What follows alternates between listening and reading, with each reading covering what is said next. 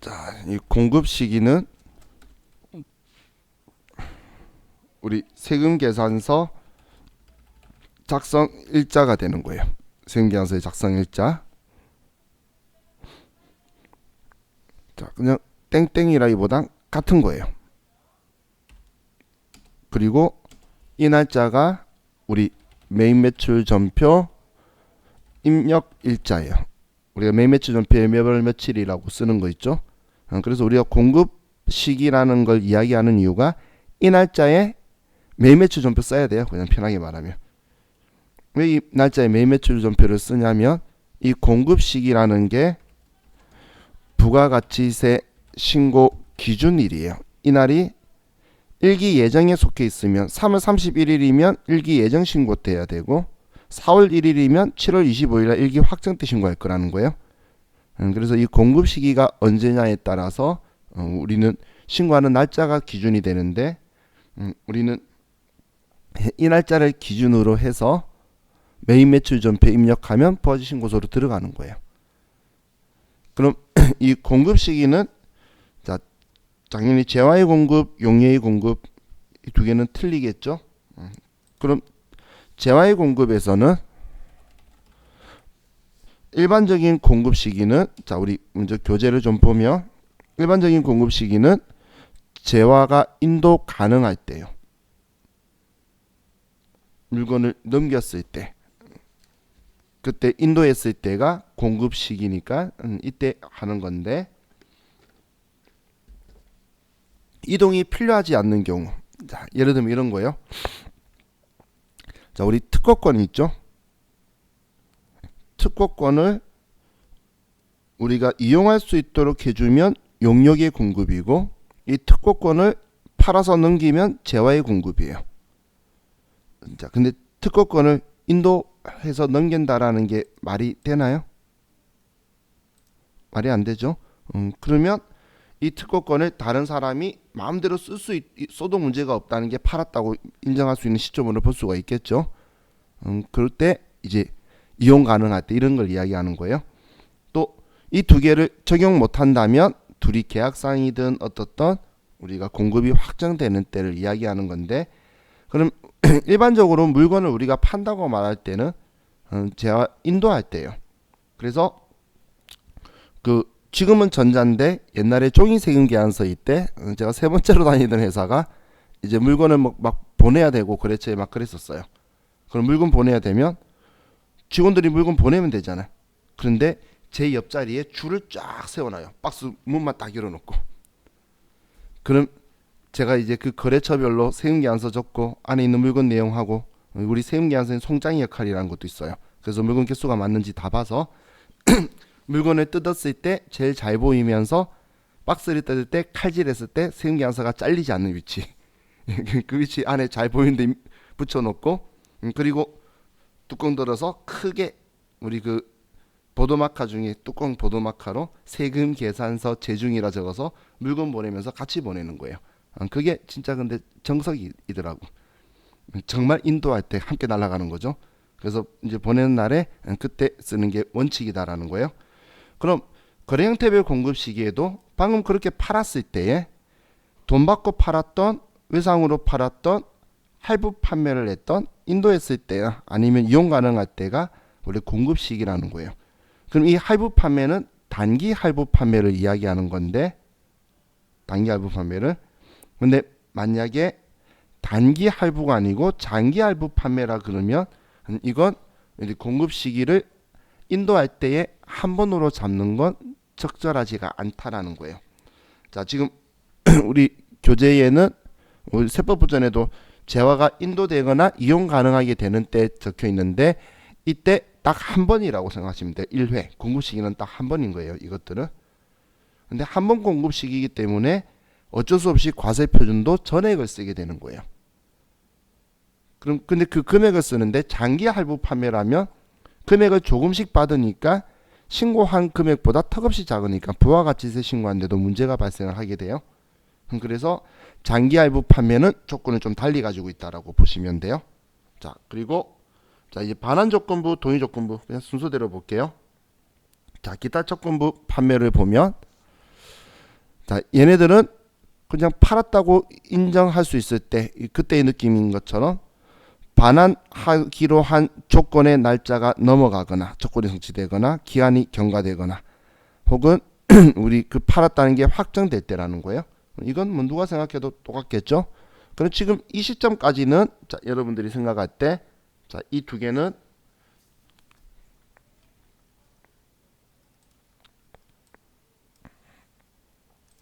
얘는 회계상의 수익 인식 시점과 동일하다는 거예요.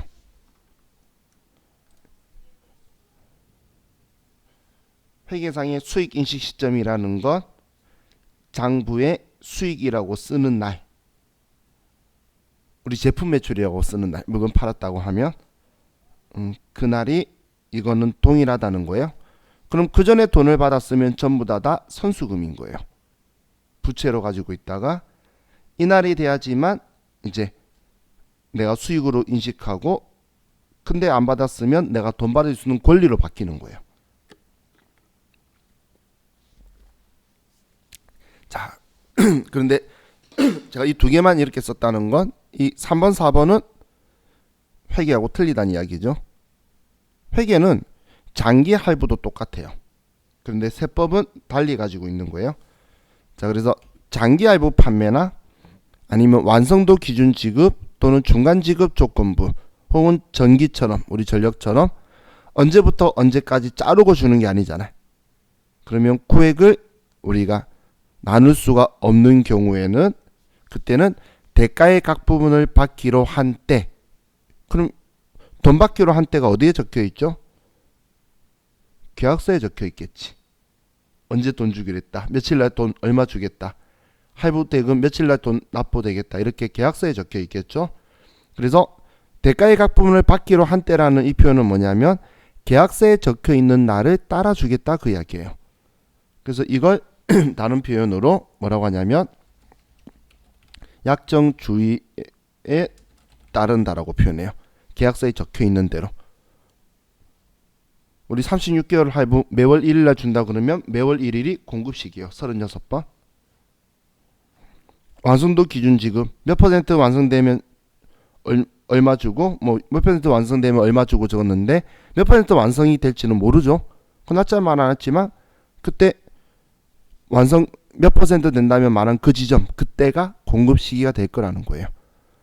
또 중간 지급 조건부, 계약금 며칠날 줄게, 중도금 며칠날 줄게, 계약서에 쓰게 되죠. 그럼 그날이 공급 시기가 되는 거예요.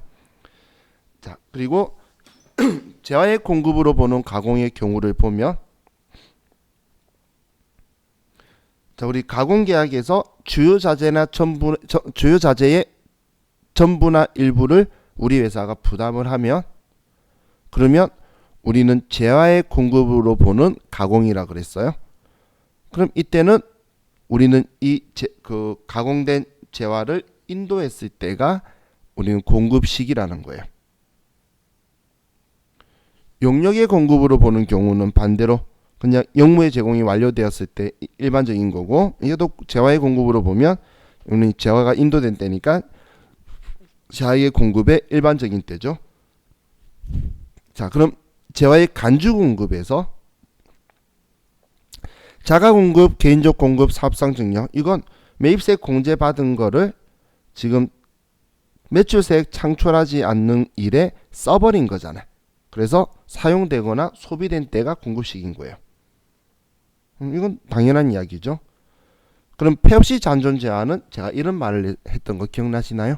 폐업시 잔존 제한은 내가 폐업하기 전까지는 사업자였는데, 납세 의무자였는데, 폐업하는 날 나는 비사업자, 이제 폐업한 후에 나에게 이걸 물건을 팔아버린 걸로 알겠다. 그게 우리 간주 공급에 있는 폐업시 잔존제였죠. 그럼 방금 제가 언제 판다라고 했죠? 폐업하는 날 사업자가 비사업자한테 판 걸로 본다라고 했잖아요. 그래서 그 폐업한 날을 공급 시기로 본다고 보시면 돼요. 자, 이제 그와 같이 이론 문제 정리하다 보면 이 공급 시기를 종종 물어보는데, 우리 이론 문제 2개, 3개 나오는 거 있죠? 회계 2급 2문제, 세무 2급 3문제에 공급 시기를 자주 물어보는데, 그 중에서 답에 해당하는 것 중에 이 전체 중에 얘가 비중도가 제일 높아요. 그럼 폐업 일이 속한 달의 말일, 뭐 다음 달 며칠 뭐 이런 게 막 적혀 있어요. 그러면 우리는 폐업 시 잔존 재화의 공급 시기는 우리는 폐업한 날이에요. 폐업 일이 우리 공급 시기라는 거예요. 자, 그리고 무인 자판기는 우리 돈을 현금을 자판기에서 인치할 때예요. 이것도 틀린 답으로 이렇게 나온 거는 봤는데 얘는 우리는 현금을 자판기에서 돈 뺄 때, 그래서 제가 황당하지만 이런 표현 쓰죠. 돈 언제 빼는지 어떻게 할 거야? 그렇지만 근데 요즘은 컴퓨터가 잘 돼 있어요. 자판기가 문을 몇 번 열었다 그 열쇠하고 여는 거 있죠. 그 몇 시에 열렸다까지 다 기록이 남아요. 기억에. 그래서 그거 하면 다 나오더라고. 요즘 엄청 좋아요. 그럼 돈 빼는 버튼 눌러야지 지폐하고 같이 저러로 나오는데 그럼 다 잡히겠죠. 요즘 잡힐 수 있을 것 같아. 자, 다음 기타의 경우에는 뭐 당연히 지금 이 조건들이 되었을 때일 거고, 기타의 경우는. 그리고 수출의 경우 우리 16 수출하는 거 있잖아, 메인 매출 전표에. 그거 할 때의 공급 시기는 지금 동그라미 가가 내국 물품의 국외 반출이죠. 이게 직수출이죠. 이때 공급 시기는 선적일이라는 거예요. 그래서 선적일이 공급 시기라는 건 이 날짜 기준으로 부가세 신고를 해야 되니까 우리는 그럼 원화로 신고해야 되는데 미래 돈 받으면은 미래 환율을 모르잖아. 그래서 우리가 신고할 때에 선적일 기준 환율로 신고를 해주는 거예요. 선적일 기준 환율로. 자, 그럼 얘네들이 자 우리 재화의 공급의 공급 시기인데, 자 그럼 오른쪽에 영역의 공급 시기를 보면 영역의 공급의 공급 시기는 영무의 제공이 완료되는 때예요. 일반적으로 영무의 제공이 완료된 때라는 표현은 이런 의미예요. 여러분들이 미용실에 가면 뭐 머리를 다 잘랐거나 파마 다 했을 때 돈 줄 거잖아요. 그 시점이 공급 시기라는 거예요. 여러분이 휴대폰 고치러 갔을 때 휴대폰을 고쳐야지 돈을 주지, 이건 고장난 건 못 고치고 버려야겠습니다 라고 하면 우리 돈 줄 일이 없겠죠. 그래서 영무의 제공이 완료되는 때니까. 그래서 우리 가공계약에서도 영역의 공급으로 보는 가공계약은 영무의 제공이 완료되었을 때, 제가 어제 예를 든 거에서 천에 염색을 다 끝냈을 때, 그때가 염색 기술을 제공 완료한 거죠. 그때가 공급 시기인 거예요.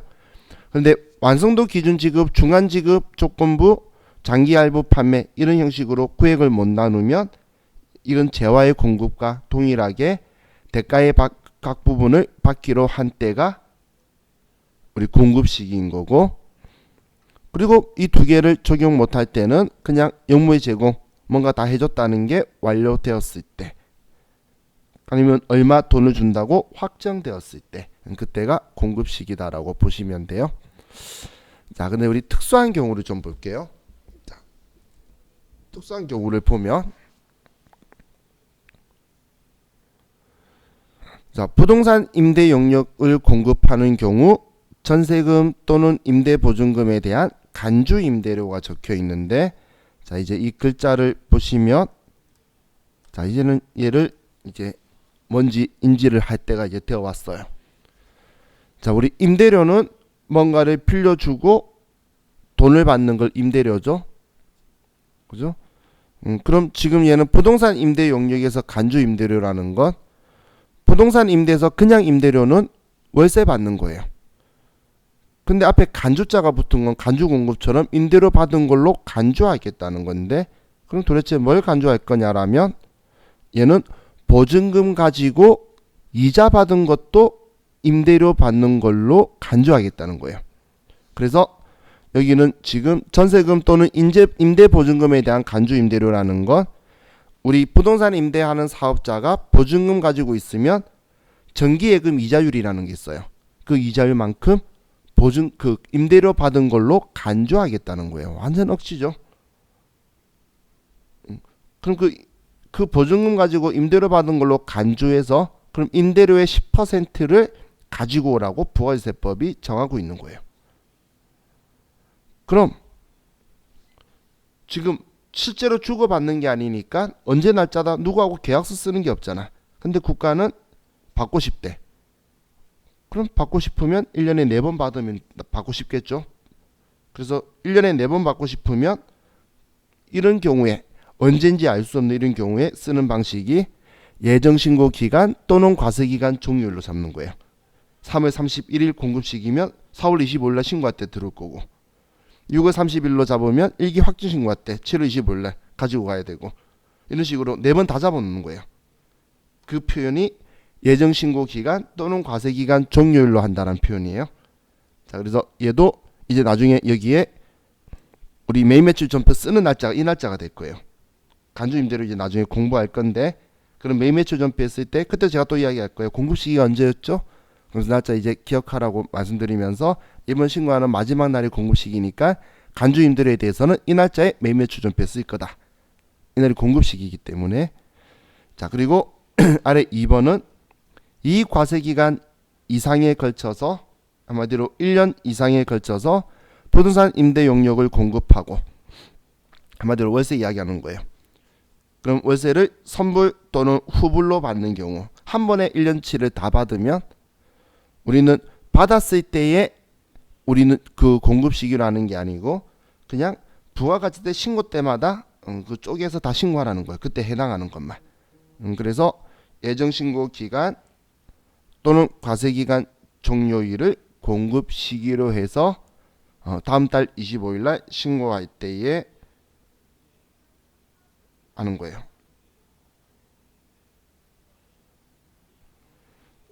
자, 그럼 이 예정신고 기간 또는 과세기간 종료일은 그냥 구획을 나눌 수 없는 용역의 공급에서 그냥 1년에 4번 받기 위해서 하는 거다. 근데 우리한테는 이 날짜를 제일 많이 신경 쓰면서 보게 될 날은 간주임대료의 공급 시기로 여러분들이 제일 많이 보게 될 거니까 눈으로 좀 익혀두세요. 다음 공급 시기 특례 재화 또는 용역의 장소는 크게 신경 안 쓰셔도 돼요. 근데 이 그 재화 또는 용역의 장소를 왜 두고 있냐면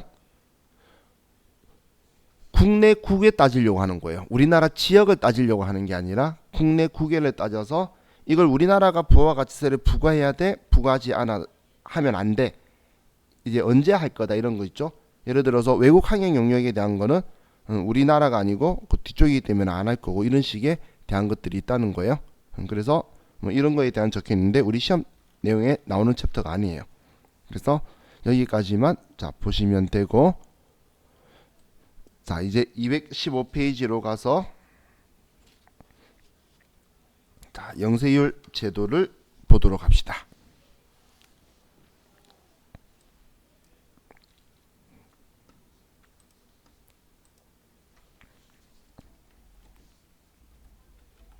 자 영세율은 0%의 세율을 곱해서 우리가 하는 제도다라고 보시면 돼요.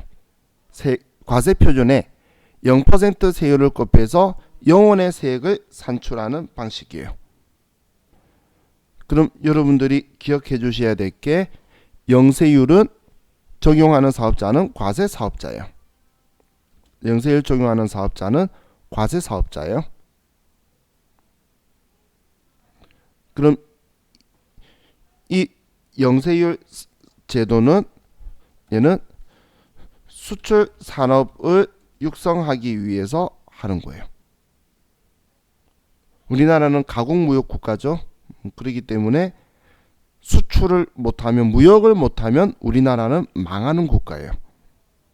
대한민국 인구 찍 해봐야 뭐 5천만 조금 되는 거 가지고 아무 때도 가서 못 써먹어요. 5천만 인구 수준에 비해서는 세계 탑이에요.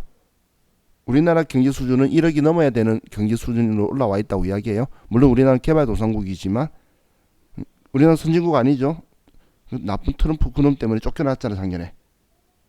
아시죠? 트럼프가 우리 개발도상국에 쫓아냈잖아. 한국 잘 사는 나라라고. 삼성하고 LG만 하고 현대만 바라보면서 걔네들 빼고는 다 거진데. 근데 우리나라는 트럼프가 크지 않았으면 개발도상국에 계속 들어가서 특혜를 보고 있었어요. 그래서 많은 사람들이 우리 자기가 누리는 수준 가지고 우리나라 선진국으로 오해하시는 분들이 있는데 트럼프 아니었으면 개발도상국인지도 아무도 몰랐을 거야. 그죠? 그래서 우리나라가 쫓겨났는데, 근데 우리나라는 무조건 수출해야 돼. 자원이 없기 때문에 방금 제가 말했던 현대, 뭐 삼성, LG 전부 다 자원을 사와서 우리나라 기술력으로 제작해서 만들어서 수출하는 나라예요. 그렇기 때문에 지금 수출 산업을 육성한다라는 이 의미는 다른 말로 말하면 이건 사업자를 위한 제도예요. 소비자인 우리를 위한 제도가 아니고 사업자들 수출 산업을 잘 하기 위해서 하는 거지. 뭐 크게 거시적으로 보면 우리 결국 국민한테 오는 거겠지만, 근데 미시적으로 봤을 때는 사업자를 위한 거라는 거예요. 그래서 수출 산업 육성하고 이 사업자를 위해서 수출 산업을 육성하기 위해서 우리는 국제적 이중 과세 방지를 할 건데, 국제적 이중 과세 방지를 하기 위해서 사용하는 방식이 소비지국 과세의 원칙을 구현하고 있는 거예요.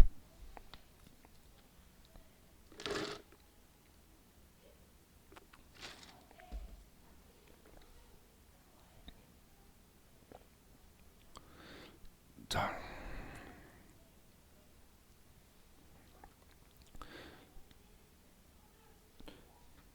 그럼 우리 교재에 적혀 있는 내용을 좀 볼게요.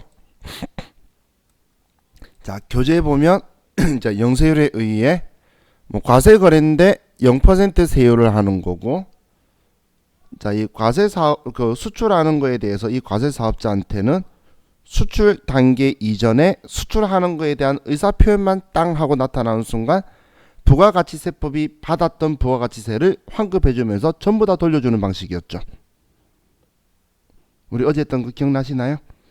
수출하니까 그 전 단계에 매입세액을 공제해줬는데 표현이 좋아서 매입세액을 공제해주는 거지, 다르게 말하면 앞단계 사업자한테 받았던 부가가치세를 전부 다 돌려줘 버리는 거잖아요. 그러면서 국가가 부가가치세를 전부 다 없애버려서 제거하는 거예요. 그래서 이것 때문에 부가가치세법을 완전 면세 제도라고 하는 거예요. 완전히 제거하는 거기 때문에 이걸 완전 면세 제도라고 표현하는 거예요. 근데 이 완전 면세 완전히 제거하기 위해서 하는 게 우리 매입세액을 전액 공제해서 돌려줘 버린다는 이야기인 거죠. 자, 그럼 취지는 방금 제가 설명을 했고, 자, 영세율 적용 대상이 과세 사업자만 되는 거예요. 과세 사업자는, 영세율 적용하는 사업자는 정말 열심히 부가세법을 위해서 일하는 사업자예요. 우리나라에서만 파는 사람들은 그냥 10%만 받으면 돼.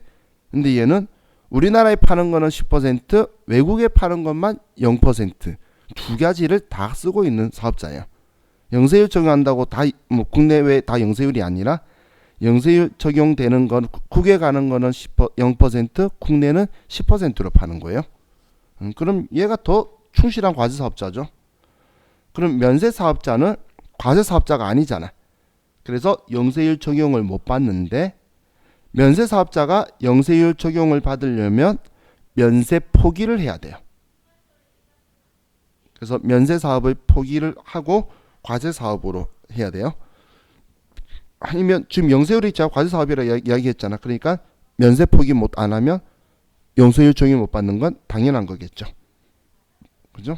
자, 여기에서 자, 우리 그 실무적으로 여러분들이 하나 이해해 주시면 좋은 게, 자, 영세율은 그 영세율 면세에서 면세 포기라는 건 아예 사업자 자체 통째로 포기하는 것도 있지만 통째로 포기하는 게 아니라 부분 포기가 있어요. 그러니까 이 물품에 대해서 면세를 포기하고 하겠다는 거예요. 면세 포기를 하게 되면 그 부분만 대해서 과세로 전환이 되는데, 그럼 그 과세 전환되는 것도 외국에 수출하는 거는 영세율, 국내에 유입하는 건 10% 세율을 해야 되기 때문에 전부 다 전환시켜야 되면 어느 사업자가 할 거야? 맞죠? 그래서 축산업 같은 경우는, 아니면 농업 같은 경우에도 수출할 수 있는 길이 열릴 수도 있겠죠.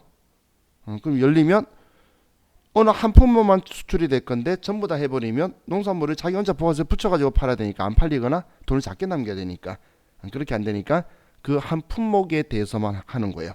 그러면 엄청 머리가 아파져요. 왜 엄청 머리가 아파지냐면 그 영세율 적용받는 사업에 대해서만 매입세 공제가 되고 나머지에 대해서는 공제가 안 돼요.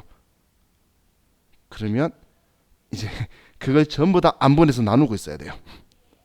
그 있는 회계 담당자가 이 사업 매출액 비율, 저 사업 매출액 비율 해가지고 면세사업, 과세사업 면세 비율 나눠가지고 매입세에 뭐 사는 것마다 같이 쓴 거는 안분 계산해가지고 이 부분만 공제받겠다고 다 해야 되기 때문에 머리는 아프지만 그래도 수출이 되면 당연히 금액 단위나 이런 건 커지게 되니까 뭐 사업자 입장에 좋겠죠. 그래서 해요. 근데 우리나라 농산물하고 축산물이나 이건 수출이 잘 안 되죠. 그죠? 자, 왜 잘 안 될까? 방송이 씨 끄덕끄덕했어. 왜 잘 안 되는지 알아요? 농산물은 우리나라는 OECD 국가 중에 농약 함유량 1위예요. 1위예요. 세계 1위는 아니니까 걱정하지 마세요. 근데 OECD 국가에서는 1위예요. 걱정 마세요. 대한민국 사람은 안 죽어요. 외국 사람은 죽을 수도 있어요.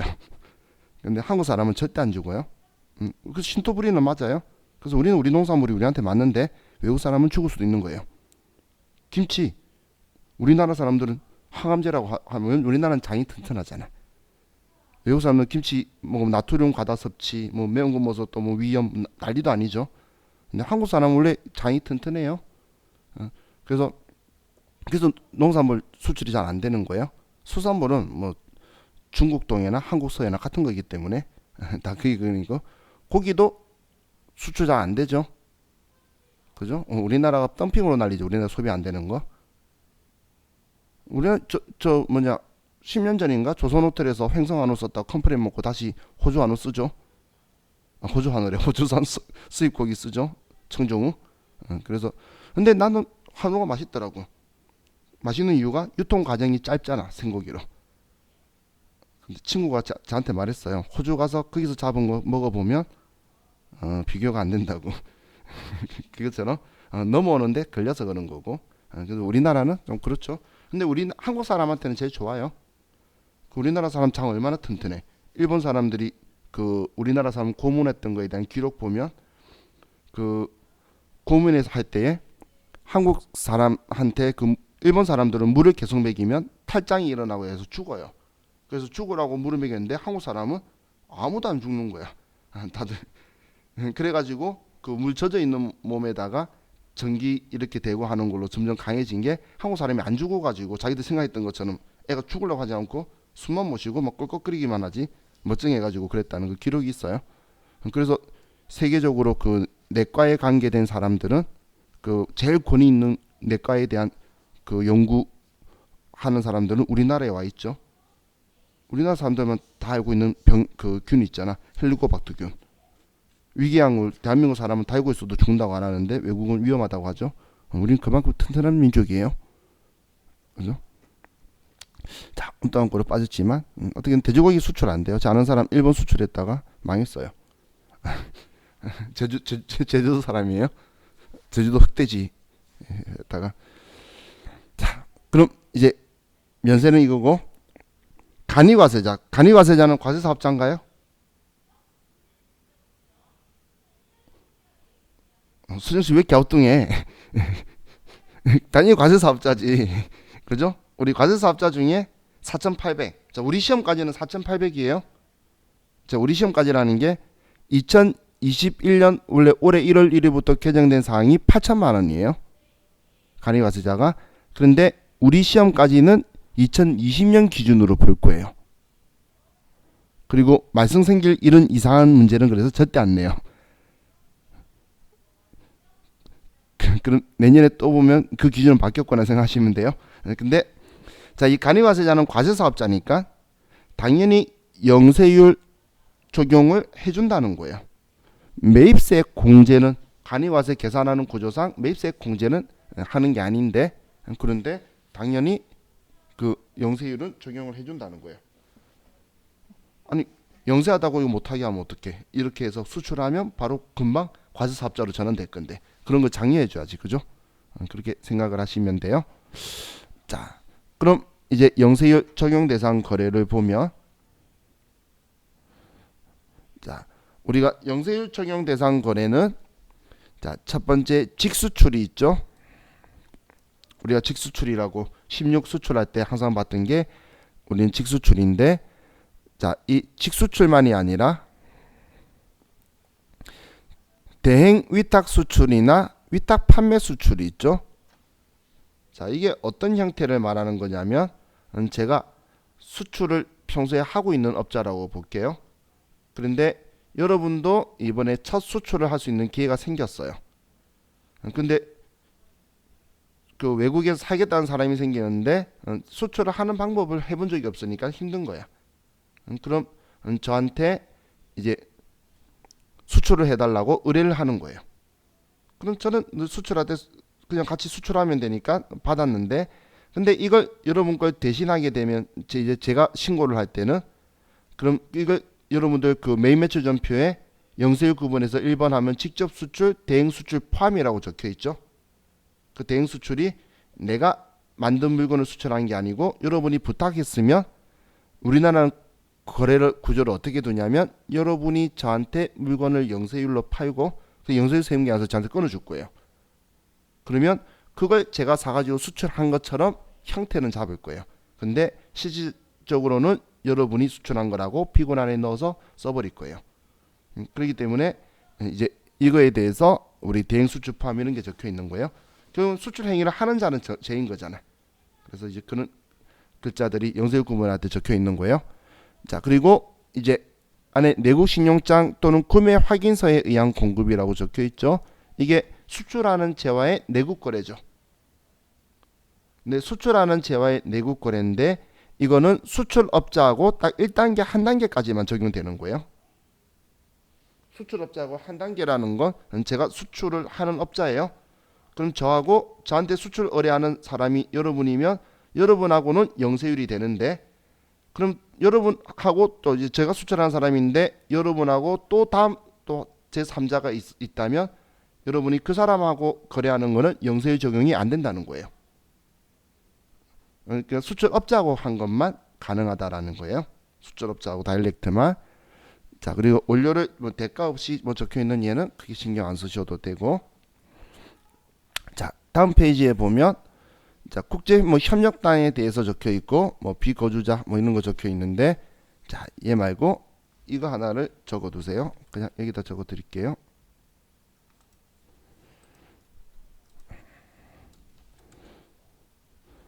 수출업자와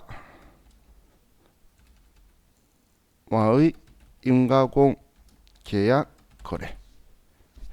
자, 수출업자와의 임가공 계약 거래는 이거는 우리 그 내국 신용장이나 구매 확인서가 없어도 수출하는 재화의 임가공 거래로 영세율 적용을 받을 수 있어요. 얘는 자, 이거예요. 자, 보시면